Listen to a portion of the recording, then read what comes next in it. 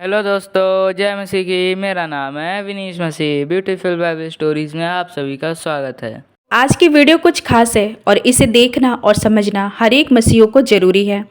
आज की वीडियो में हम यरूशलेम में तीसरे मंदिर के बारे में देखेंगे। यह वही मंदिर जिस पर बाइबल का पूरा इतिहास टिका हुआ है।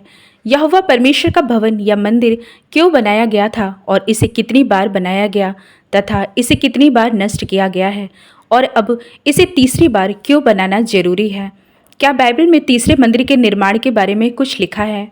तो प्रियो, आज की वीडियो में हम लोग इसके बारे में देखेंगे, तो इस वीडियो को अंत तक ज़रूर देखिएगा ताकि यरूशलेम में यहोवा परमेश्वर के मंदिर या भवन के बारे में हमें पूरी जानकारी मिल सके।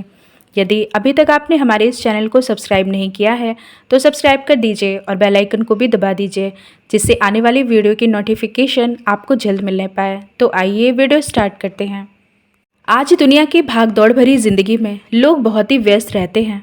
यदि कुछ समय मिलता है तो वे अपने परिवार या रिश्तेदारों के साथ समय को बिताना चाहते हैं, परंतु जब हमारे हाथों में मोबाइल या टीवी पर न्यूज़ चल जाए और यरूशलेम के बारे में कुछ बताया जाए तो अचानक से हमारे मन में यरूशलेम में यहोवा के भवन के इतिहास के बारे में जानने की इच्छा जागृत होती है कि आखिर 2 बार यहोवा के मंदिर को नष्ट किया गया और अब तीसरी बार बनाने का क्या मतलब है और क्यों?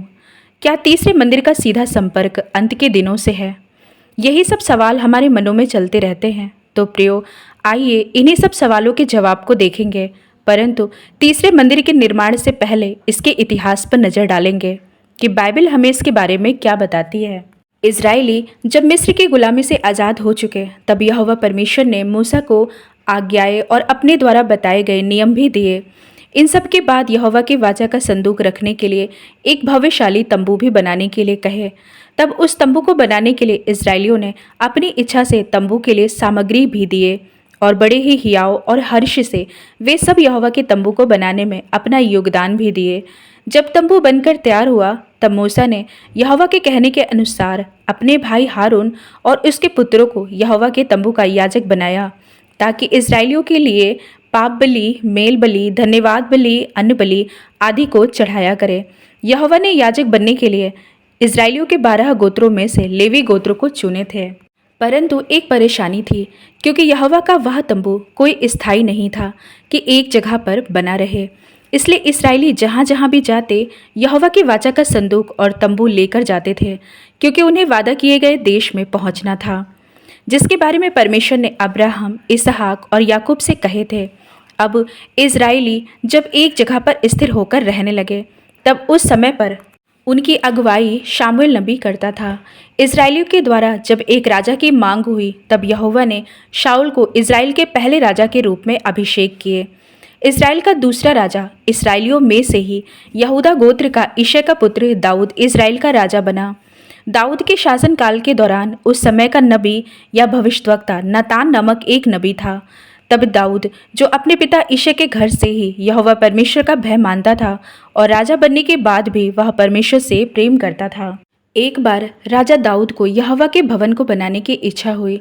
तब वह नातान नबी से कहने लगा, देख, मैं तो देवदारू के बने हुए घर में रहता हूँ, परंतु परमेश्वर का संदूक तंबू में रहता है। नातान ने राजा से कहा, जो कुछ तेरे मन में हो उसे कर, क्योंकि यहोवा तेरे संग है। तब उसी रात को यहोवा का यह वचन नातान के पास पहुंचा, जाकर मेरे दास दाऊद से कह, यहोवा यूं कहता है कि क्या तू मेरे निवास के लिए घर बनाएगा? जहाँ जहाँ मैं समस्त इस्राएलियों के बीच फिरता रहा, क्या मैंने कहीं इस्राएल के किसी गोत्र से, जिसे मैंने अपनी प्रजा इस्राएल की चरवाही करने को ठहराया हो, ऐसी बात कभी कही कि तुमने मेरे लिए देवदारू का घर क्यों नहीं बनवाया? इसलिए अब तू मेरे दास दाऊद से ऐसा कह, सेनाओं का यहोवा यूं कहता है, मैं अपनी प्रजा इस्राएल के लिए एक स्थान ठहराऊंगा और उसको स्थिर करूंगा कि वह अपने ही स्थान में बसी रहेगी और कभी चलायमान ना होगी, और कुटिल लोग उसे फिर दुख ना देने पाएंगे जैसा कि वे पहले करते थे, वरन उस समय से भी जब मैं अपनी प्रजा इस्राएल के ऊपर न्यायी ठहराता था, और मैं तुझे तेरे समस्त शत्रुओं से विश्राम दूंगा। यहोवा तुझे यह भी बताता है कि यहोवा तेरा घर बनाए रखेगा। जब तेरी आयु पूरी हो जाएगी और तू पुरखाओं के संग सो जाएगा, तब मैं तेरे निज वंश को तेरे पीछे खड़ा करके उसके राज्य को स्थिर करूंगा। मेरे नाम का घर वही बनवाएगा और मैं उसकी गद्दी को सदैव स्थिर रखूंगा। मैं उसका पिता ठहरूंगा और वह मेरा पुत्र ठहरेगा। यदि वह अधर्म करे तो मैं उसे मनुष्य के योग्य दंड से और आदमियों को योग्य मार से ताड़ना दूंगा, परंतु मेरी करुणा उस पर से ऐसे ना हटेगी जैसे मैंने शाऊल पर से हटा ली थी और उसको तेरे आगे से दूर किया था। वरन तेरा घराना और तेरा राज्य मेरे सामने सदा बना रहेगा, तेरी गद्दी सदैव बनी रहेगी। इन सब बातों और इन दर्शन के अनुसार नतान ने दाऊद को समझा दिया। परमेश्वर स्पष्ट तौर पर दाऊद की इच्छा से प्रसन्न थे, इसलिए यहोवा के भवन को बनाने की अनुमति दे देते हैं। परंतु यह अनुमति दाऊद के समय में नहीं, परंतु दाऊद के पुत्र के समय में पूरा होना था। राजा दाऊद की मृत्यु के बाद उसकी पत्नियों में बेतशेबा नाम की पत्नी के द्वारा सुलेमान का जन्म हुआ और वह अपने पिता दाऊद के स्थान पर यहूदा का राजा बना। इस्राएलियों के मिस्र देश से निकलने के 480वें वर्ष के बाद सुलेमान के इस्राएल पर राज्य करने का चौथा वर्ष था। वह यहोवा का भवन बनाने लगा। तब यहोवा का यह वचन सुलेमान के पास पहुंचा, यह भवन जो तू बना रहा है, यदि तू मेरी विधियों पर चलेगा और मेरे नियमों को मानेगा और मेरी सब आज्ञाओं पर चलता हुआ उनका पालन करता रहेगा, तो जो वचन मैंने तेरे पिता दाऊद को दिया था उसको मैं पूरा करूँगा और अपनी इजरायली प्रजा को ना तजूंगा। यहोवा का यह मंदिर यरूशलेम में मोरियाह पर्वत पर स्थित था और इसे सुलेमान का मंदिर भी कहा जाने लगा। यह मंदिर लगभग 36 एकड़ के समतल क्षेत्र में मोरियाह पर्वत पर बनाया गया था। मंदिर के निर्माण के पहले का इतिहास अब्राहम अपने पुत्र का इसहाक की बलि चढ़ाने के लिए इसी जगह पर गया था। पहला इतिहास 21 उसके 1 से 30 अध्याय को जब हम पढ़ते हैं तब हमें पता चलता है एक बार शैतान ने दाऊद के मन को उकसाया कि दाऊद जाकर सारे इस्राएलियों की गिनती करे। जिसके बाद दाऊद के आदेश पर इस्राएलियों की जनगणना हुई। राजा दाऊद के इस काम से परमेश्वर को बुरा लगा और परमेश्वर ने इस्राएल को मारा। यहोवा ने महामारी भेजी जिससे 70,000 पुरुष मर मिटे। अब दाऊद को अपनी गलती का एहसास हुआ और वह परमेश्वर से अपने द्वारा किए गए अपराधों के लिए क्षमा मांगने लगा। लेकिन दाऊद के इस काम की वजह से यहोवा ने अपने एक दूत को भेजे जिससे कि वह यरूशलेम को नाश करे। जब दूत नाश करने पर ही था कि यहोवा ने उसे रोक दिया और कहा, बस कर, अब अपना हाथ खींच ले। यहोवा का दूत जिस स्थान पर खड़ा था वह यबूसी ओर्नान के खलिहान के पास था, इसलिए दाऊद ने वह खलिहान यबूसी ओर्नान से खरीद लिया था और यबूसी ने उस खलिहान को खुशी खुशी राजा को दे दिया। तब उसी जगह पर यहोवा के लिए एक वेदी बनाई गई और दाऊद कहने लगा, यहोवा परमेश्वर का भवन यही है और इज़राइल के लिए होमबलि की वेदी यही है। यरूशलेम को सियोन भी कहा जाता है और इस स्थान को परमेश्वर ने विशेष रूप से अपने लिए चुन लिए थे और कहे कि यह वह स्थान है कि मैं अपना नाम हमेशा के लिए यहीं पर रखूँगा। इसीलिए राजा सुलेमान ने यहोवा के भवन को इसी जगह पर बनाया था। यरूशलेम में यह सुलेमान मंदिर को धार्मिक उपासना का केंद्र माना जाता है। इसका निर्माण सुलेमान के शासनकाल के दौरान और इसके निर्माण से लेकर 586 ईस्वी पूर्व में बेबीलोनियों के द्वारा इसके नष्ट तक लगभग 4 वर्षों तक चला।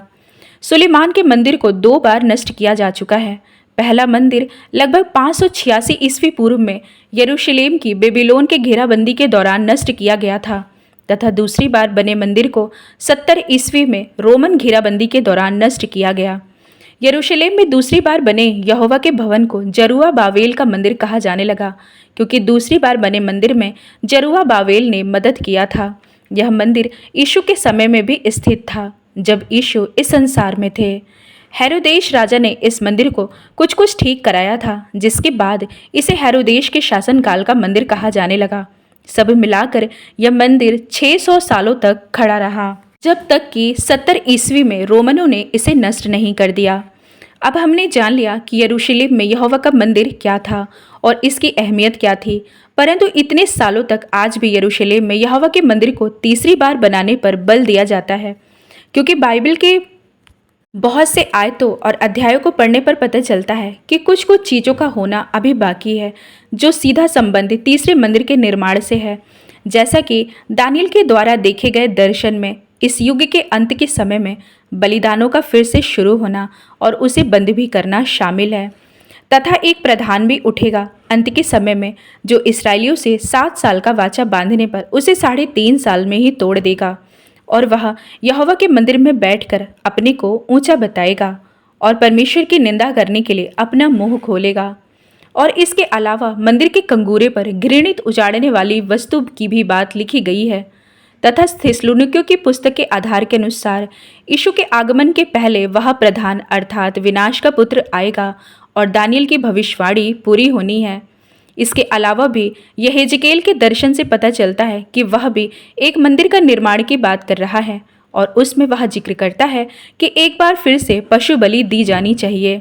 नए नियम में प्रेरित पौलुस के द्वारा भी संकेत मिलता है कि अंत के समय के दौरान एक भौतिक मंदिर की मौजूदगी होगी। अब बलिदान के लिए और इन सब के लिए तीसरे मंदिर का निर्माण होना बाकी है। अब यह जानना और भी ज़्यादा जरूरी है कि तीसरे मंदिर का निर्माण कार्य क्या सच में बाइबल में वर्णित है, यदि है तो कहाँ कहाँ पर लिखा है। तो प्रियो, इसके बारे में हम लोग अपनी अगली वीडियो के जरिए जरूर जानेंगे कि तीसरे मंदिर का निर्माण क्या है और यह जरूरी होगा। इसके बारे में भी विस्तार से समझेंगे। आने वाली वीडियो में तीसरे मंदिर के बारे में कहाँ कहाँ जिक्र है, इसके बारे में अच्छी तरह से समझेंगे, क्योंकि एक साथ सब कुछ समझ पाना कठिन हो जाता है। जैसा लिखा है सबोपदेशक 12 के 12 में, हे मेरे पुत्र, इन्हीं से चौकसी सीख। बहुत पुस्तकों की रचना का अंत नहीं होता और बहुत पढ़ना देह को थका देता है। इसलिए प्रियो, मैं अब इस वीडियो को अब यहीं पर समाप्त करती हूँ, परंतु आपसे मैं जल्द मिलती हूँ अपनी अगली वीडियो में इसी भाग को पूरा करने के लिए, क्योंकि इसके बारे में हर एक मसीह विश्वासी को जानना जरूरी है। क्योंकि हम अंधकार में नहीं जो सोते रहें, परंतु ज्योति की संतान हैं। इसलिए प्रभु यीशु मसीह के आगमन तक हमें तैयार रहना है, ताकि हम शैतान के हर एक चालों पर विजय पा सकें। तब तक अपने समयों को प्रार्थना, वचन, उपवास और पवित्रताई के साथ आपसी प्रेम भाव से रहें। परमेश्वर आप सब पर अनुग्रह करे। आमीन। आप सभी भाई बहनों को प्रभु यीशु मसीह के नाम में जय मसीह की।